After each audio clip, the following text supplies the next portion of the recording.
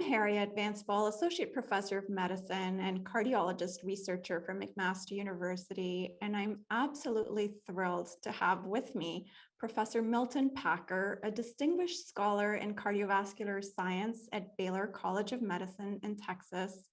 He is a clinical trialist who is well known across the world, and his work has transformed the way we provide care to patients with heart failure. It has also shaped the way we think about clinical trial design. We are here to talk about his career, his life, and lessons he has learned across his career journey. Welcome, Professor Packer. Thank you so much. I'm really delighted and so honored to do this with you, Harriet. This is really special. Thank you. I'm delighted. I'm going to start by asking you to talk about your early formative years. Would you tell us about your family, your early life experiences, and what shaped your interests and character? I have a somewhat miraculous family history. My parents were Holocaust survivors. And in 1941, 42, they were in the Vilna ghetto. And most of the Jews in the Vilna ghetto were scheduled for extermination. And in fact, of 100,000 Jews in the Vilna ghetto, there were only 1,200 Jews that survived the war. My parents survived the war because a Nazi major provided them very kindly with false work permits. And that's how they survived the war. They emigrated to the United States in 1947. And I was the only surviving child in the family. My siblings had died in the war. And so you can imagine the enormous expectations that my parents had for me.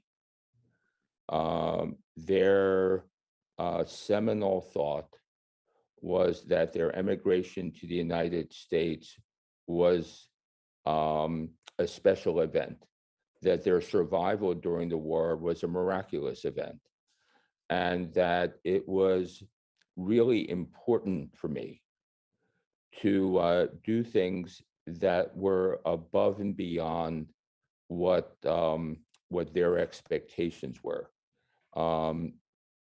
This was a really deeply held family value. The goal was to do special things.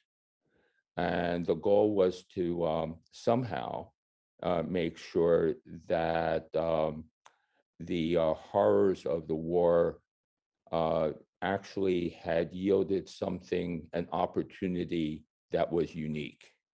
I grew up with that. I felt it all the time. My parents never, ever spoke about their experiences during the war, but it was really understood in everything that they said and did that it was important to make sure it never happened again.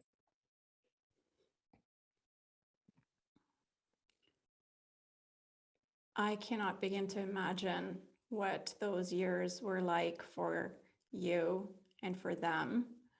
But what shines through is the experience of those who have lived through persecution and adversity and injustice, and how that shapes one's character and determination and drive.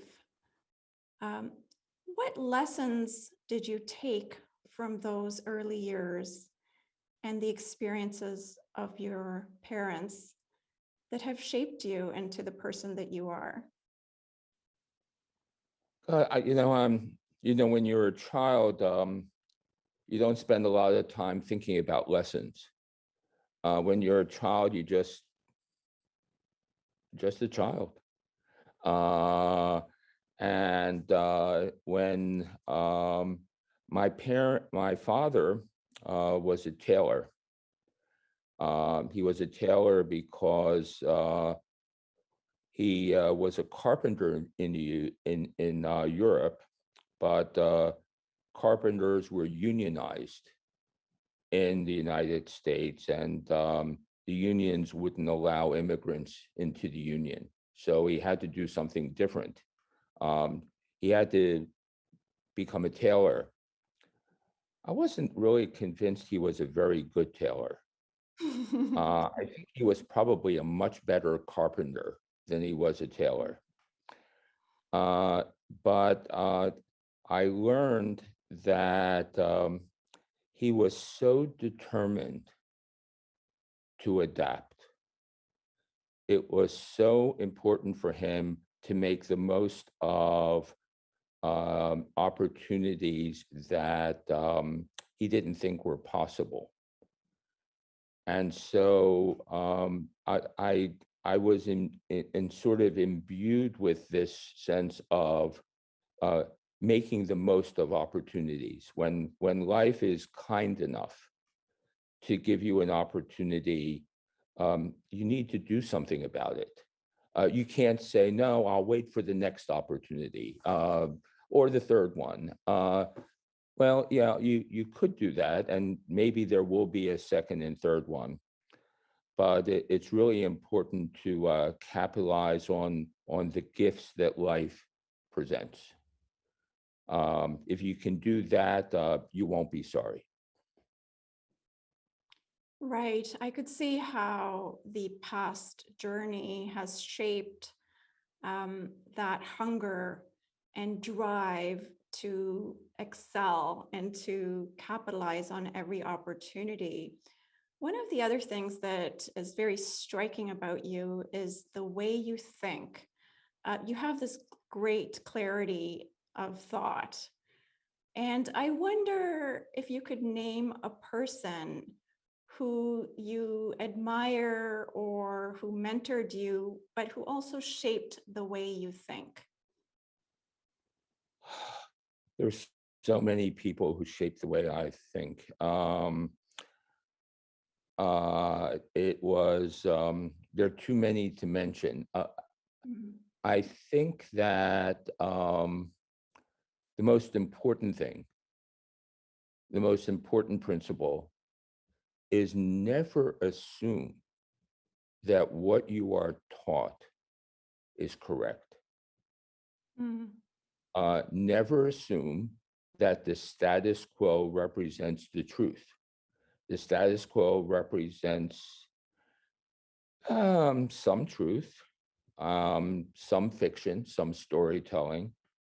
The worst thing that someone can do is to spend their time reinforcing the status quo. There are enough people who do that. The goal isn't to keep the status quo as it is. Can you imagine how awful society would be, how backwards we would be if we just kept everything the same?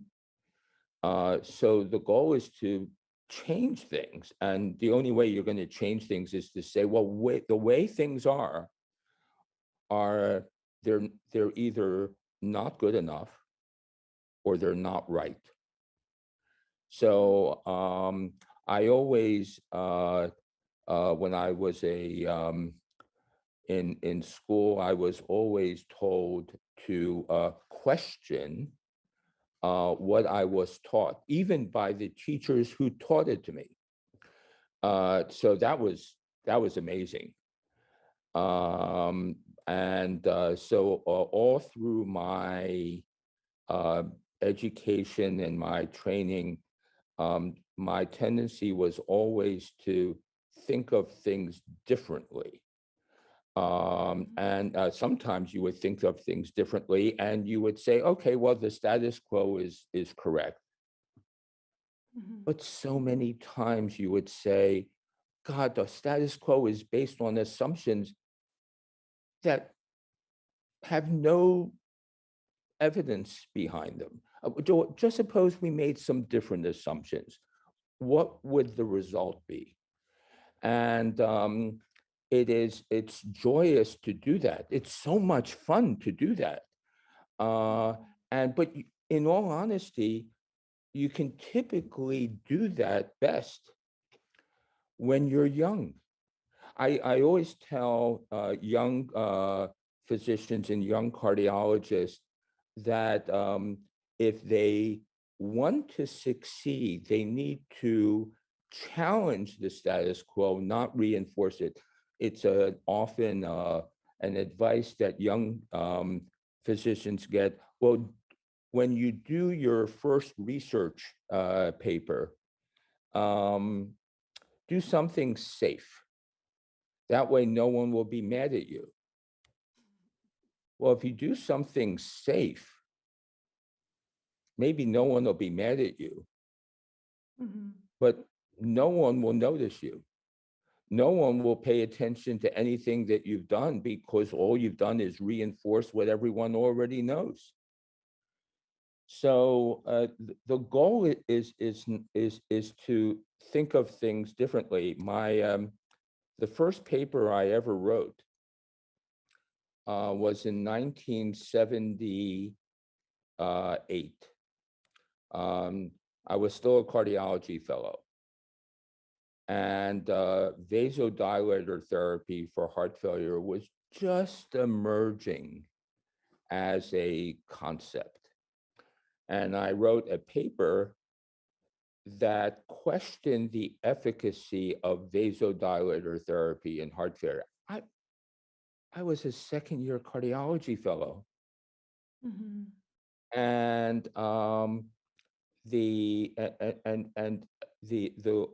because there were assumptions in that field that actually turned out to be wrong.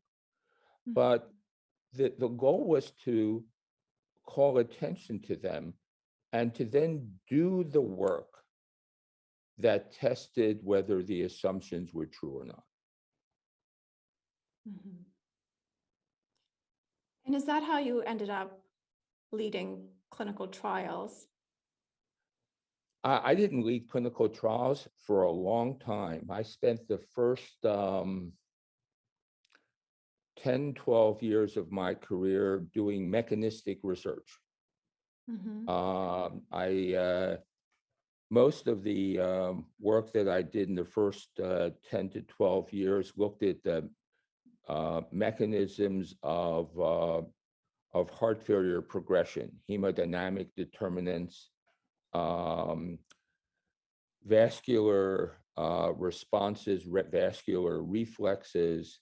I spent my time taking every patient with heart failure who was referred to me and taking them to the coronary care unit and performing hemodynamic measurements over long periods of time, 3, 4, 5 days, Mhm. because I wanted to understand heart failure. I wanted to understand how, what it was. Why were people different? How did people respond to drugs? What determined that? And most of the work at that time, um, was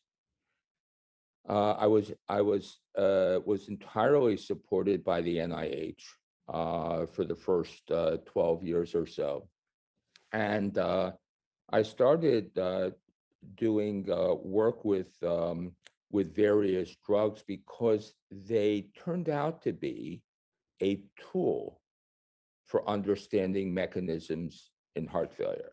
They didn't really think of drugs as a therapeutic tool as much as it was an experimental tool, a way to understand what heart failure was. Didn't get into clinical trials until about 10 years into my career. And that was largely driven by the fact that in 1986, uh, much to my surprise, the FDA asked me to be a member of the Cardiac and Renal Drugs Advisory Committee. It's a committee that reviews most most new cardiovascular drugs. And it was at that time that I learned about clinical trials. I learned about clinical trials from wonderful, wonderful people at FDA, uh, regulators, physicians, scientists, statisticians who taught me so much about clinical trials during the course of my appointment at FDA, which, by the way, still persists to this day. Mm. I've probably reviewed 1,000 clinical trials, and you learn principles. You learn, gee, what kinds of designs uh, are likely to be unbiased? What kinds of designs are likely to yield results that are replicable? What kinds of designs get you into trouble? And I started writing about that, talking about that. And then industry took notice and said, well, you have some interesting ideas. Would you like to look at our drug? And believe it or not, one of the earliest trials I did was with a drug called milrinone. It was a positive inotropic drug.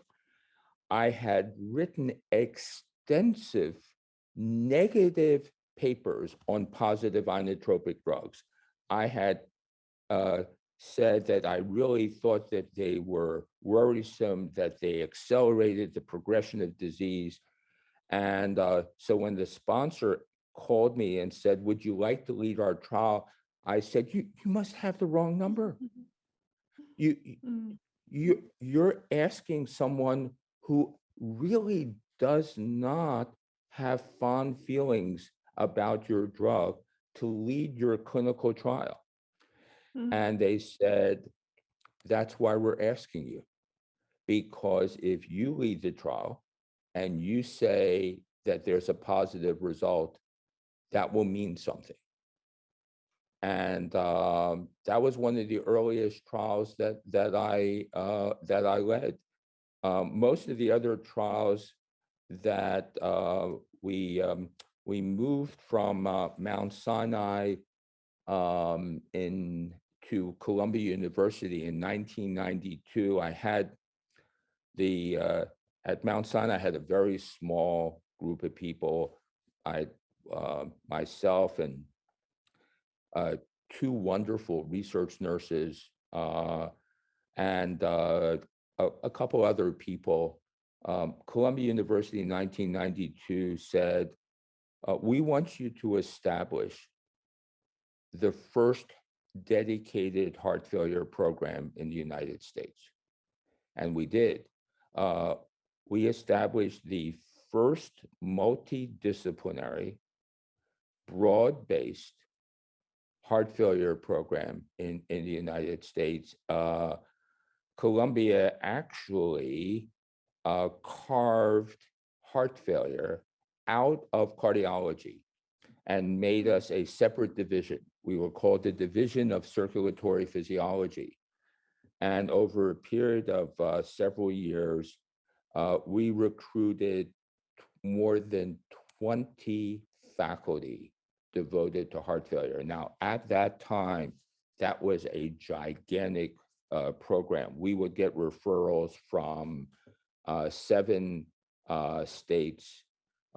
Admittedly, there were small states in the Northeast, so, but there were a lot of people. And we recruited some wonderful at that time, young, bright, really innovative investigators, almost all of whom have now moved on and established their own programs. They're now leaders in the field. They've changed heart failure in wonderful ways. I'm so proud of them. Um, there is nothing happier, more joyous than to have academic children.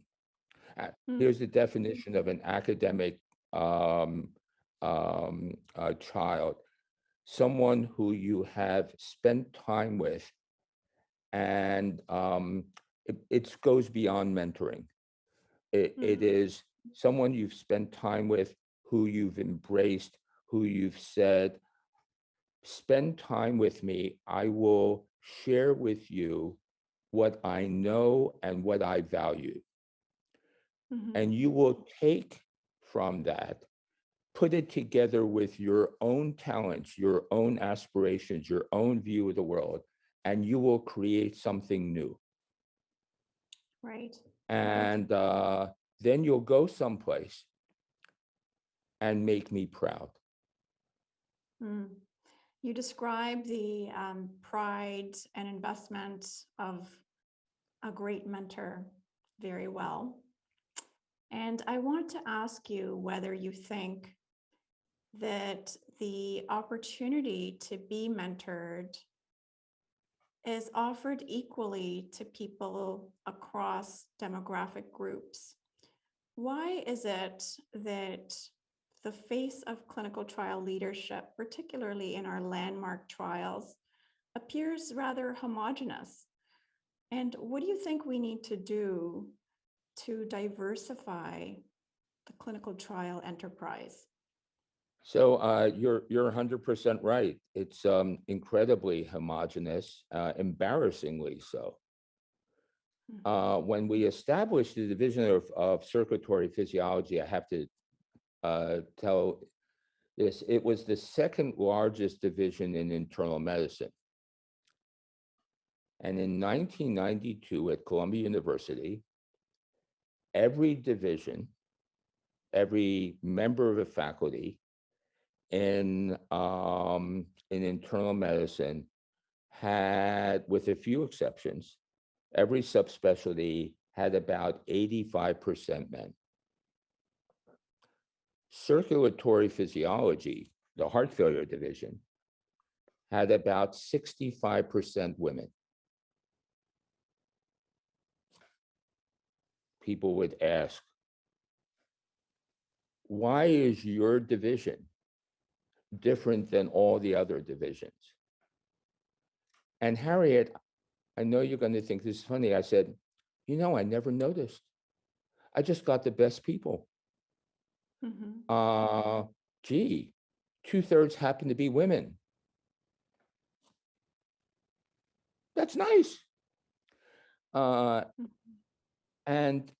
the reason that we are in the state that we are now is because clinical trial leadership is a repetitive process.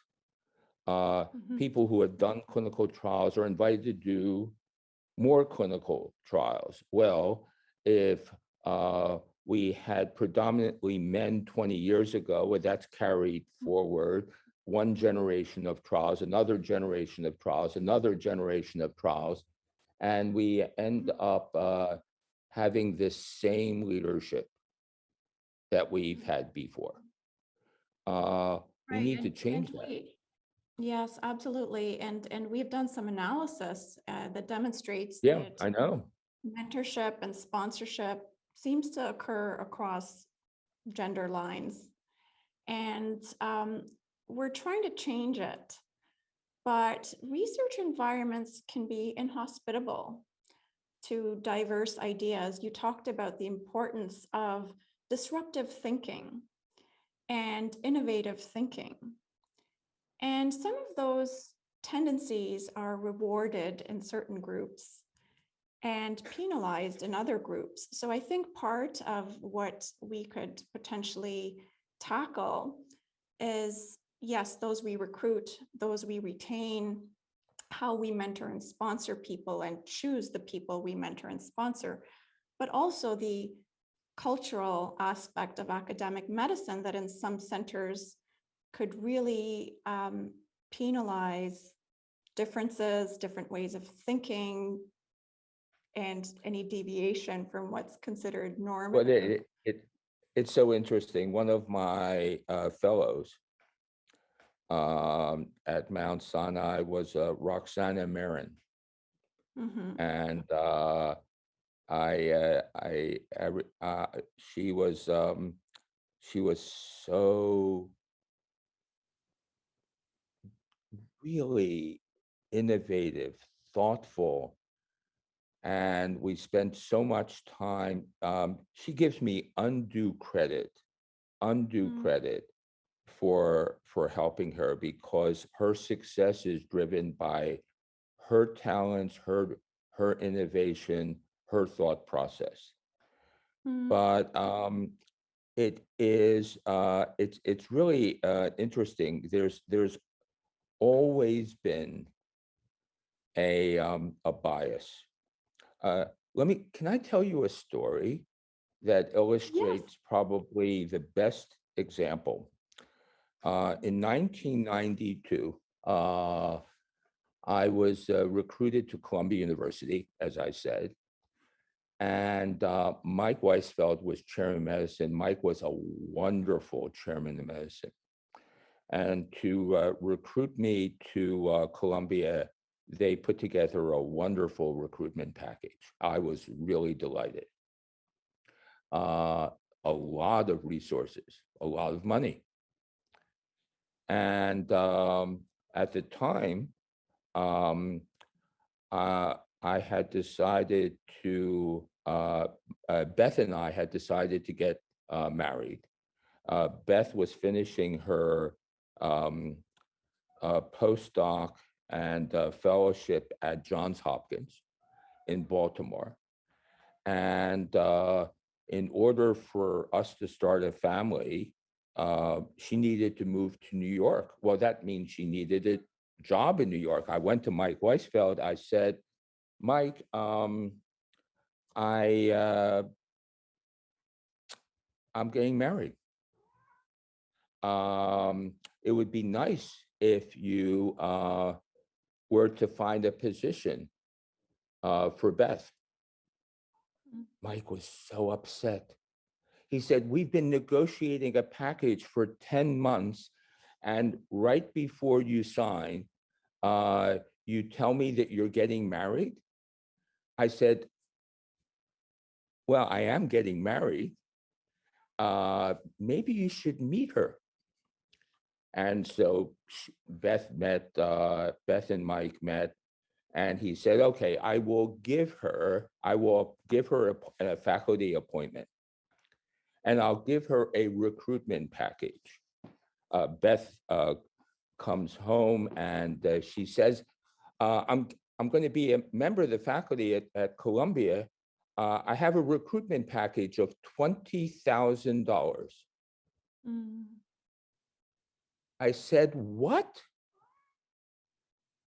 What can you do with $20,000? mm, I said, please go back to Mike and tell him that that is an embarrassingly low recruitment package. And Beth said, I'm not going to do that. I said, it's an embarrassing, I will call him and tell him that's an embarrassing recruitment package. And she said, nope, you're not going to do that. mm, I'm going to show them what I can do with $20,000. Well, mm, fast forward, over the next several years, she got 5 NIH grants. I don't even mm, think she ever used the $20,000. But um, I have a feeling that in that time, Beth's entry into medicine would have been easier if she were a man and not a woman. And I think to uh, some very meaningful degrees, those biases, they continue. There is not equal opportunity. There isn't equal mentorship. Uh, that is a problem that we need to address. I like to think it is happening slowly, but Harriet, I'm not so sure. I don't know if we're doing enough. Yes, I would agree with you. I think that the ongoing research networks and even the pipeline of sponsorship and the new era of clinical trialists demonstrates that we have quite a journey to embark on before we work in an equitable environment and build equitable networks that allow the same opportunity for all to succeed. I think what's particularly concerning is that even the younger investigators seem to have the same old networks that they're coming through the pipeline to lead, and it leaves little room for others who might be equally capable. And so, yeah, Harriet, I'll tell you what the real deficiency is. It's not talent. It's not drive. It's not innovation. The current group of clinical trialists have an experiential body of information that, in all honesty, is not really written in the literature. It can be only transmitted with direct interactions with people on an ongoing basis. We really need to be proactive in transmitting this information. We're not doing a great job. We are not doing a great job. And I and many others are terrified that as we get older, and we do, that many of the lessons of how to really run a clinical trial, I don't mean write a protocol, I don't mean publish papers, but really run a trial and how to interact with sponsors and how to reinforce the concept of academic independence. Those lessons are not being transmitted, and they have to be. right, and they're not being transmitted, and they're not being transmitted equitably because there are too many closed networks and informal mechanisms to get ahead. And we need to open up those opportunities. I want to switch gears a little bit and tell you that I've admired your academic work for years and your contributions. But I really became a fan when I read your tribute to Beth, who was an accomplished scientist and who you regarded your intellectual equal and perhaps even a source of inspiration. Tell us about her. So Beth wasn't my intellectual equal. She was my intellectual superior. There's a famous story.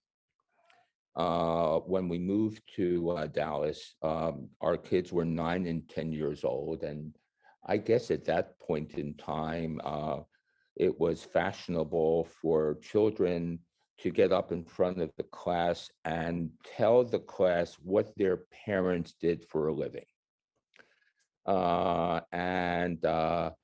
my son, who was 9, got up in front of the class and he said, I really don't know what my parents do for a living. They're both physicians, but they do something called research, and I really don't understand what that is. But he says,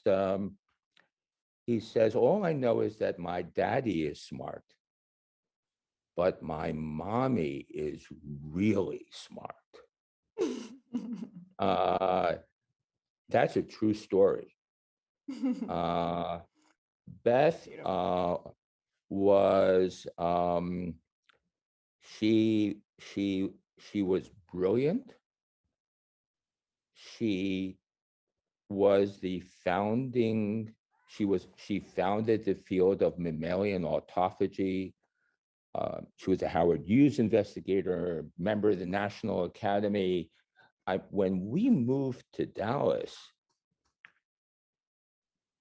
University of Texas Southwestern recruited her. I was the trailing spouse. They had to find a job for me.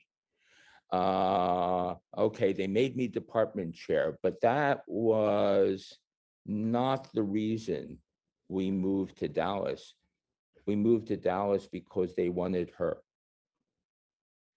And that was the driving principle. It was a driving principle for our children. Our children grew up in a household where there was no difference in expectations between my son and my daughter as to what they're supposed to do in life and what they're supposed to do. By the way, our primary endpoint to them was be happy. Our secondary endpoint was do good. You can switch the primary and secondary endpoint if you want. It sort of depends on the person. It's the only 2 things that matter. Beth was. I think they're good composite endpoints. They go. Yeah, they're good. Yeah, you can put them together and somehow combine the 2. Yeah, sounds like a great idea. We should do that.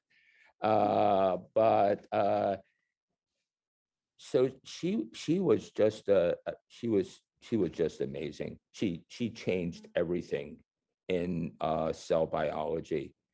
But it was so funny. We worked in totally different areas, and we had, before we send a paper out, we had the other person read it. Because even though, in all honesty, if I would read one of Beth's papers, I really understood about 5% of it. I moved some commas around just to pretend that I had read the manuscript. But that was the kind of interactions that we had. We wanted to make sure that the other person knew that we cared about their success. This is really important. Marriages are really are complicated. Commitment to another person is complicated, but here's the secret. You have to be the president of the fan club for your spouse. You have to be their number 1 cheerleader. You have to celebrate their successes as being as important, if not important, more important than your successes. Because if you don't do that, that's not a partnership. So that was a driving principle. I was not only Beth's husband, I was the president of her fan club. And that was, gosh, I was I was an incredibly fortunate person. Um, Mm. she had a profound impact on her field. She had a profound impact on my life. And she has given such a wonderful legacy, not only to her mentees, but to our children. So, what else can I say? A testament to your love for each other. How did you manage raising children whilst navigating your excruciatingly busy careers? We had some basic rules. It was very easy. Uh, Rule number one: you have dinner together every night, without exception. No one works late. If you want to work late, you first come home, have dinner, and then you can work afterwards. So no one ever missed dinner. Very, very important principle. Dinner is a time when families bond, when people tell stories about their days, when people, you know, learn about what values they might consider or should have. Um, so, uh, so never miss dinner. My second rule is make sure that you are deeply involved in what makes your children happy. Here's my personal thing. The one of the most fun things that I did was coach Little League baseball.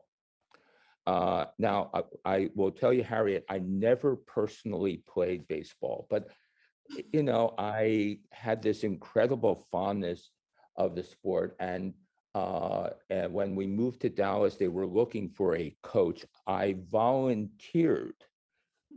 I volunteered to coach Little League baseball. And in Texas, because of the weather, we play baseball twice a year. We play it in the spring and in the fall. Too hot to play it in the summer. And so I coached baseball. My son was a left-handed pitcher, and but during the time that I coached baseball, I had 13 sons. 13 sons. They all played for the same team. Gosh, that was magical. And Harriette, Beth and I, we never, ever missed a game. We never missed a game. Oh, I'm sorry. One time, I was presenting the primary results of a clinical trial at an American Heart Association meeting, and my son was pitching on the same day, and I couldn't be in two places at the same time. So what happened was that I called in and I asked Beth to tell me about every ball and strike during the entire game. By the way, when you ask someone to do it, you really ruin the game for them. So never ever really ask them to do that. But we were so involved. My daughter played basketball. We went to every single game. We rejoiced in our children's accomplishments and achievements. And because of that, we became an incredibly close-knit family. Remember, career, it's nice. Cardiology, well, it's a wonderful passion. Family is 10 times more important than all of that. It's family, family, family, family, cardiology, maybe. I don't know. I'm not so sure. So you have to get your priorities right. If you don't get your priorities right, you're going to find yourself to be a very accomplished but lonely person. Mhm. That's not a life. Right. You grow what you invest your time in. You, And it's a struggle for people in their early and mid-career stages when trying to build a career without adequate support, institutional support, that makes them overinvest in the career aspect and sacrifice some of the more important priorities in life, thinking that they can catch up. remember, Harriet, I grew I grew up in cardiology during a magical time. Mhm. I grew up during a time when programs actually did not account for every 15-minute interval of a faculty's time. If we wanted to take an afternoon off and think, we could. If we wanted to explore, spend time in the library and read, we could. If we wanted to pursue something that was really interesting, the institution allowed us to do that. But medical schools now have become businesses. Their business product is not research. Their business product is not career development. Their business product are revenues and their bottom line. And faculty represents simply we're subcontractors. We're just mechanisms of generating revenue. That's not the way cardiology was when I grew up. So, Harriet, I grew up at a different time. Mhm. I grew up at a time when what I decided to do could be done.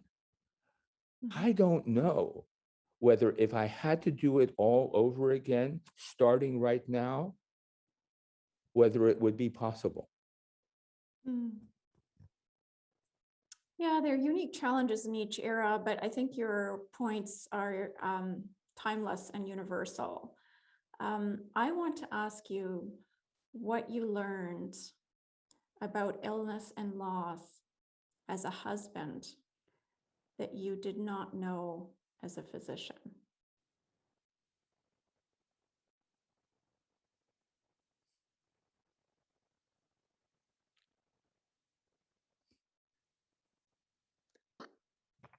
The loss is incalculable. Mm. When you lose a loved one, you haven't lost, you haven't you haven't lost a person. You've lost a partner, a soulmate, your best friend. You've lost the driving purpose for living.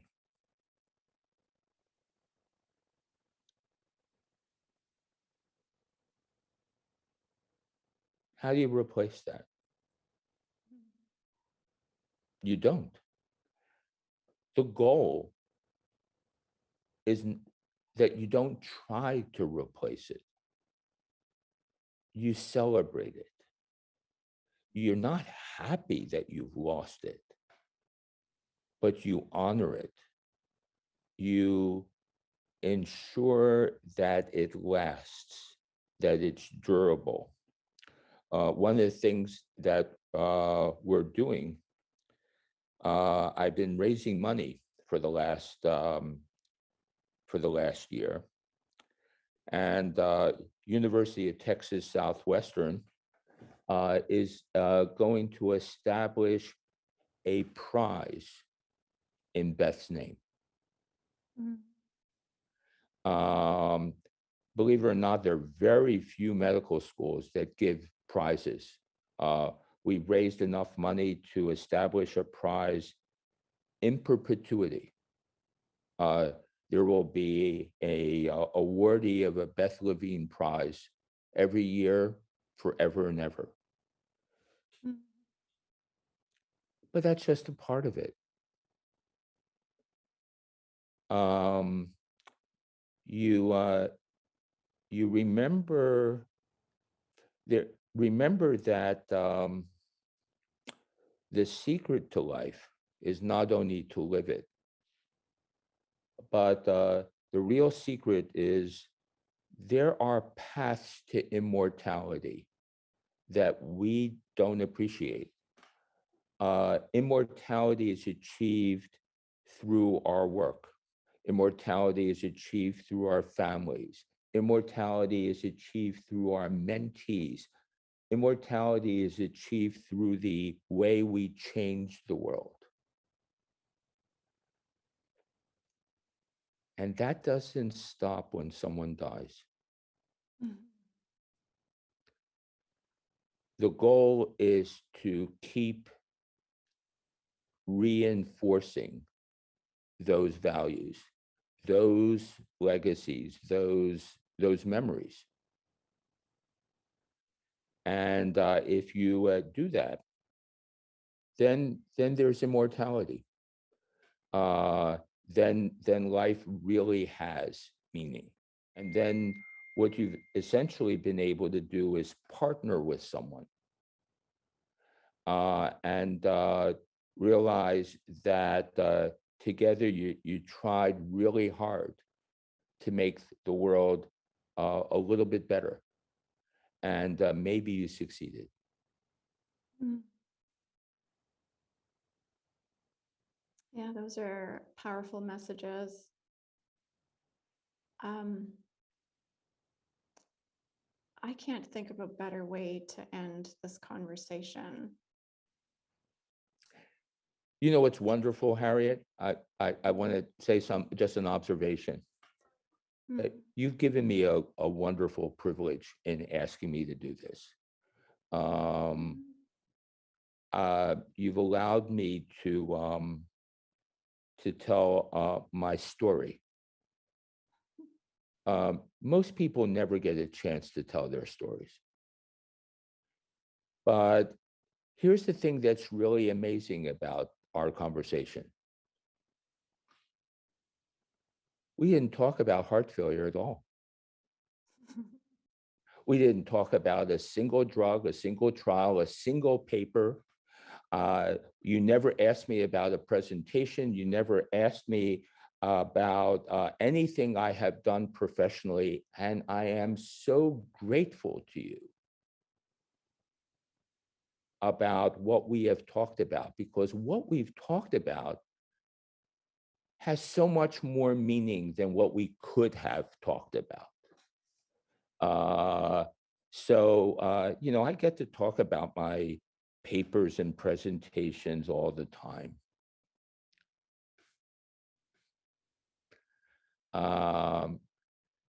You gave me a chance to talk about my story, and my story doesn't have anything to do with my papers and presentations, or my trials, or anything to do with heart failure. Mm. It was my honor to be here, to spend this time with you, and to get to learn who you really are. Thank you for the generosity of your time, for the openness with which you spoke to me, and for giving us wise words to live by. I think that your advice is timeless and important. And I'm just really grateful to you for saying yes to this invitation, Milton. And I hope that we have another chance to talk, because I know there's so much else we could talk about. So just thank you so much for your time today. Thank you so much. I really appreciate it. I am deeply appreciative of it. I'll talk to you again, Milton. Bye. Talk to you soon. Take care. Bye.